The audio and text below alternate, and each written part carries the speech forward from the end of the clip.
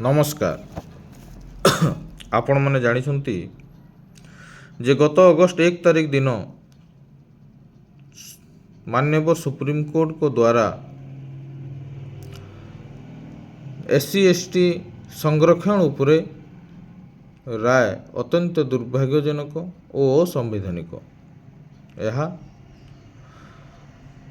Article 341 schedule caste, article 342 schedule ଟ୍ରାଇବକୁ ବିରୁଦ୍ଧାଚରଣ କରୁଛି, ଯଦ୍ୱାରା ମୂଳ ସମ୍ବିଧାନର ଜନକ ବାବା ସାହେବ ଭୀମରାଓ ଆମ୍ବେଦକରଙ୍କ ଅପମାନ ସହିତ ଆଦିବାସୀ ଓ ଦଳିତ ସମାଜର ଏକତାକୁ ଦୁର୍ବଳ କରିବା ଓ ଭାଇଚାରାକୁ ନଷ୍ଟ କରିବା ପାଇଁ ଏକ ଚେଷ୍ଟା କରାଯାଇଛି।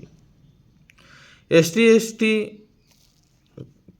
ସଂରକ୍ଷଣକୁ ଗୋଟିଏ ପିଢ଼ିରେ ସୀମିତ ରଖିବା ଏବଂ ରିଜର୍ଭେସନକୁ ପରୋକ୍ଷ ଭାବରେ ବନ୍ଦ କରିବାର ଷଡ଼ଯନ୍ତ୍ର କରିଛନ୍ତି। ତାର ବିରୋଧରେ ସାରା ଭାରତରେ 21 ଅଗଷ୍ଟକୁ ଭାରତ ବନ୍ଦ ରୂପରେ ଘୋଷଣା କରାଯାଇଛି। ତାଙ୍କର ସମର୍ଥନରେ ଭାରତର ସମସ୍ତ ରାଜ୍ୟର ST/SC ସଂଗଠନମାନେ ଲାଗି ପଡ଼ିଛନ୍ତି କି ଏହି 21 ଅଗଷ୍ଟକୁ ଭାରତ ବନ୍ଦକୁ ସଫଳ କରିବା ପାଇଁ।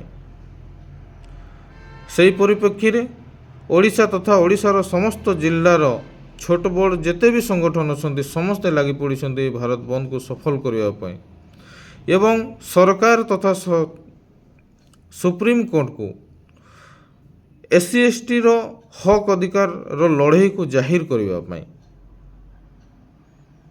ମୋର SC/STର ଯେତେ ବି ଭାଇ ଭଉଣୀ ଉଚ୍ଚ ପଦସ୍ଥରେ ଚାକିରି କରୁଛନ୍ତି ସେମାନଙ୍କୁ ମୁଁ ହାତ ଯୋଡ଼ି ଅନୁରୋଧ କରୁଛି, ଆପଣ ଯଦି ଏଇ ଉପବର୍ଗୀକରଣକୁ ବୁଝିବାକୁ ଗଲେ ବା ଏଇ କ୍ରିମିଲେୟାରକୁ ବୁଝିବାକୁ ଯଦି ଯିବେ ତ ଆପଣ ସିଧା OBC ପାଖକୁ ପହଞ୍ଚି ଯାଆନ୍ତୁ। OBCର କ୍ରିମିଲେୟାର ବା OBC କ୍ଷେତ୍ରରେ ଯେଉଁ ଉପବର୍ଗୀକରଣର ପ୍ରାବିଧାନ କରାଯାଇଛି ତାର ଦ୍ୱାରା ସେ OBC ବର୍ଗକୁ କେତେ ସଫଳ ମିଳିଛି ଏବଂ ଆମର କ'ଣ କ୍ଷତି ହେବ।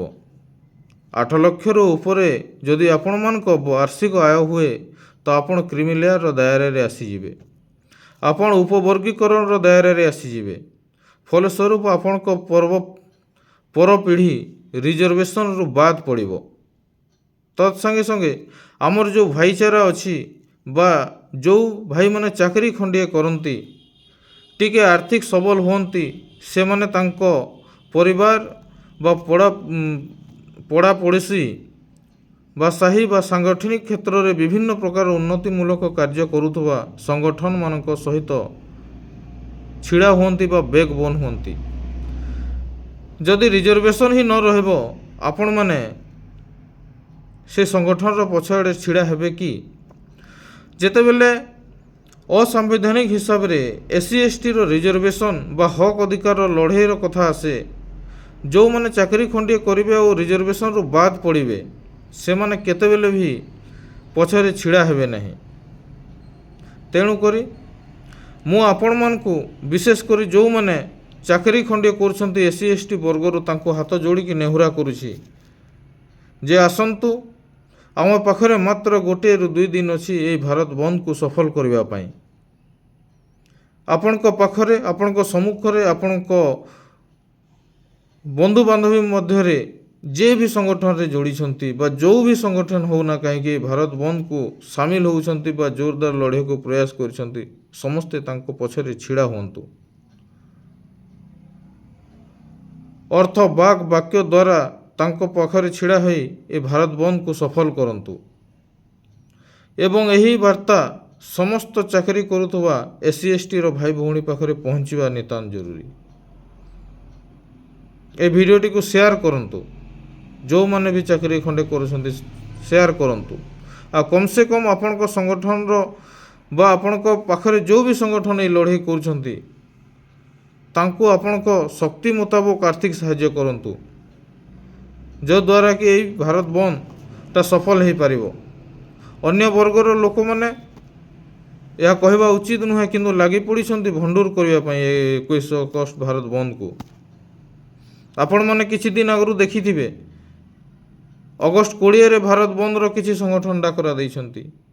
ଜିଲ୍ଲା ଜିଲ୍ଲାରେ ଅଗଷ୍ଟ 20ର ଭାରତ ବନ୍ଦର ଡାକରା ବି ଦିଆହେଇଛି। କିଛି ମେସେଜ ପହଞ୍ଚିବ ବା ପହଞ୍ଚିବାକୁ ବାକି ଥିବ। ତେଣୁକରି ଆପଣମାନେ ସଜାଗ ହେଇଯାଆନ୍ତୁ। ଏହା ଯଦି କ୍ରିମିଲେୟାର ବା ଉପବର୍ଗୀକରଣ ଯଦି ଲାଗୁ ହୁଏ, ସିଧା ସିଧା ପ୍ରଭାବ ପଡ଼ିବ ଯେଉଁମାନେ ଚାକିରି ଖଣ୍ଡିଏ କରୁଛନ୍ତି ବା କୌଣସି ପଦପଦବୀ ବା ବିଭିନ୍ନ ଅନୁଷ୍ଠାନର ପ୍ରତିନିଧିତ୍ୱ କରୁଛନ୍ତି। ତେଣୁକରି ପୁଣି ମୁଁ ଆପଣମାନଙ୍କୁ ନେହୁରା ହେଉଛି ଯେ ଆଗାଇ ଆସନ୍ତୁ। ଏହା ବୋଧେ ହୁଏ ଆମ ପାଇଁ ଶେଷ ସୁଯୋଗ ହେବ। ଜୟ ଭୀମ, ଜୟ ଭାରତ, ଜୟ ବିର୍ସା। ଜୁହାର।